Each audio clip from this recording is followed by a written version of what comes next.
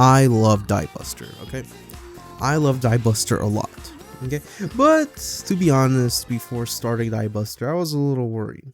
I thought Diebuster was going to be a cash grab. I thought that, what would it do to justify its existence? And would it ruin the ending of Gunbuster, considering how Gunbuster's ending is so conclusive and really amazing.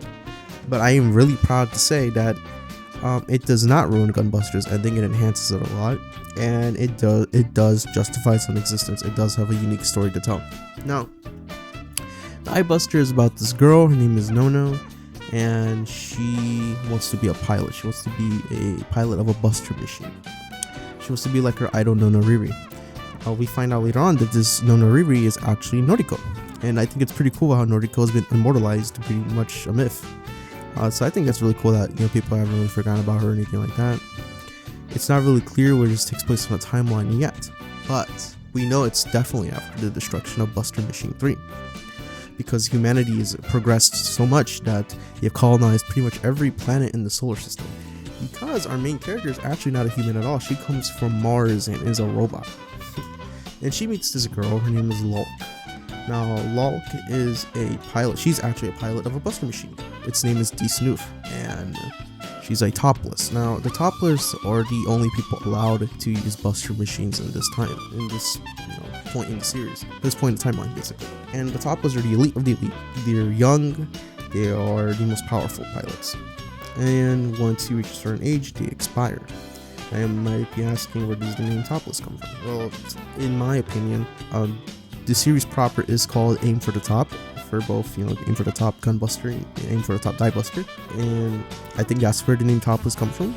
But we later find out that Topless is just a title; it doesn't mean anything, and that's especially true with the character of Taiko. Now, Taiko is a character that has a lot of trauma. She is a character that is motivated by grief, and we kind of figured out that in the long run, that doesn't really work out well for your mental health.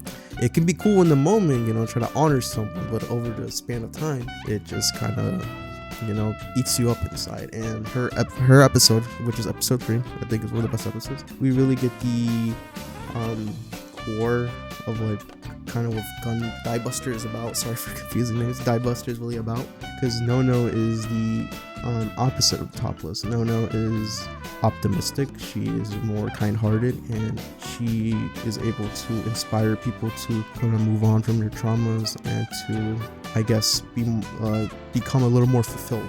This is really the case in episode 3 again with Taiko, considering how Taiko's character arc is fighting for the sake of this person that she really loved a lot. It's not really clear on if this person was a partner or a sibling. It doesn't really matter. What matters is that this person meant a lot to Taiko, and her episode is her kind of having to come to terms with that and finally being able to fight for herself. In this episode, it sets up that there's this new buster machine, and it kind of blue balls you because it makes you think that, hey, maybe Nono finally gets this machine, but no, Nono does not get this machine.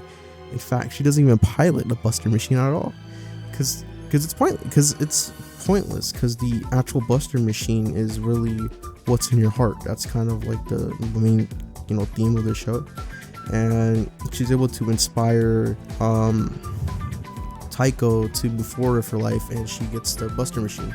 So I think that it's really cool that Diebuster subverts your expectations from Gunbuster, because in Diebuster it kind of sets up from the beginning that, hey, this Nono might have to prove herself. She might have to, she's the outcast. She's like the girl that no one expects too much of her, but she becomes a badass pilot just like Noriko. That's not the case here. In fact, Nono's anything but a normal girl. Again, I mentioned that she's a robot, but she's also, it's revealed later on that she is a buster machine herself, which I thought was really cool and interesting. It was really fascinating. Another important character I want to talk about in terms of the Topless is Nicholas, or Nikolai. Nicholas is Lulk's boyfriend, or it's implied to be her boyfriend. And his whole character arc is that basically he doesn't want to grow up, and one of the main themes of Diebuster in general is growing up, which isn't surprising at all when you remember that Tsurumaki directs this, just like he directed Fulikuli. And if you've seen Fulikuli, Korodach is also growing up. Speaking of Fulikuli, a bit I might go on a little tangent here, is that this show is kind of spiritually a Fooly Cooly sequel, especially in the first episode.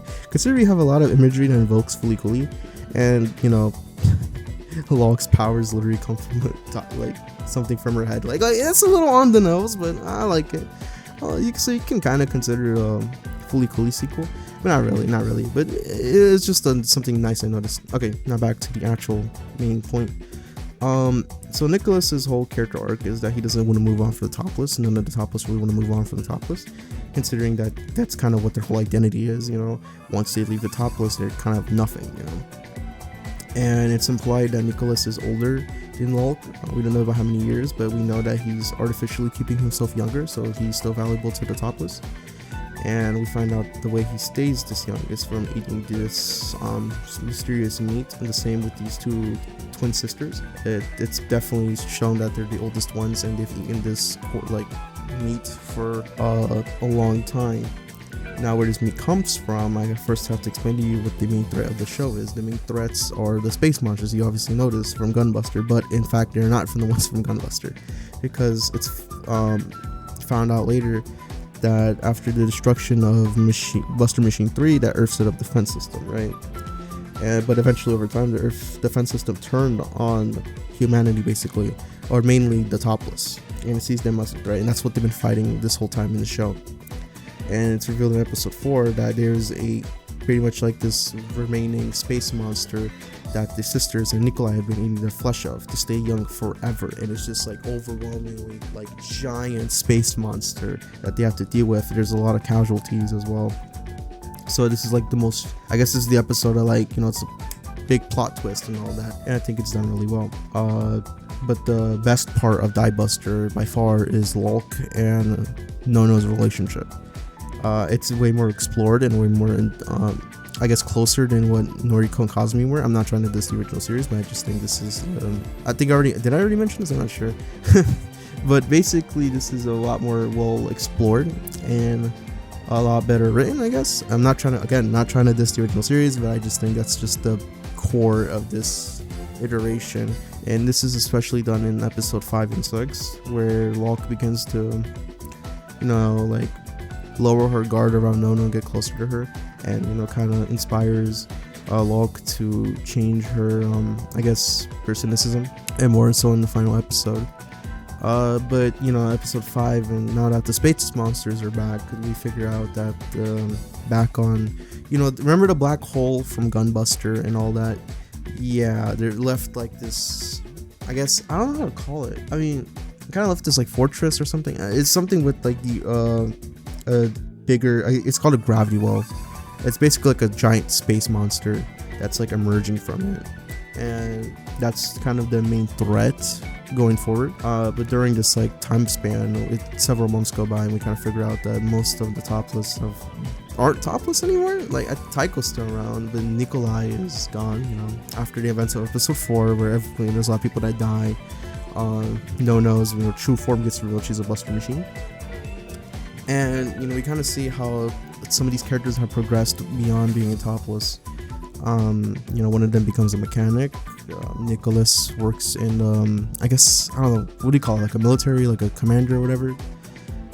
So it's pretty interesting. Also, Locke, she changes a lot from episode 5 to episode 6. She pretty much becomes like a politician during the finale. And they're actually going to use Earth as like a weapon to like destroy the gravity well, which is like, again like a space monster. Sorry if this isn't really too clear what I'm talking about. I mean, I'm just, you know, rambling off the top of my head. But yeah, they plan on using Earth as a weapon, just like how they used Jupiter as a bomb in the original series. But in this case, it's formatted, like framed a lot differently.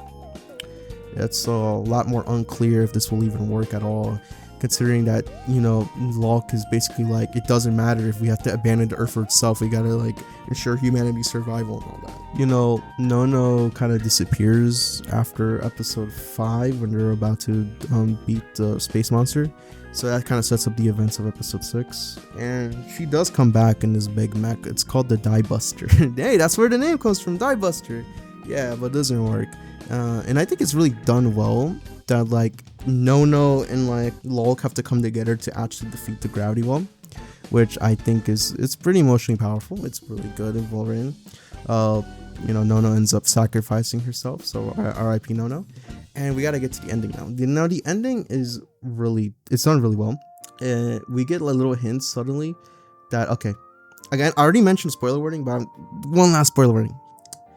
Diebuster taking place before 10 years before the end of Gunbuster is so insane. Because I remember when I was like first watching it like yesterday, you know, I was like, what the fuck, you know, how it ties in together. And I didn't notice, but like there was subtle hints that, yeah, this series does take place before the end of Gunbuster, which kind of rectifies an issue that I thought I was gonna have. You know, that it obviously makes sense. You could totally tell a story within the 12,000 year time span that Noriko takes to get back to Earth.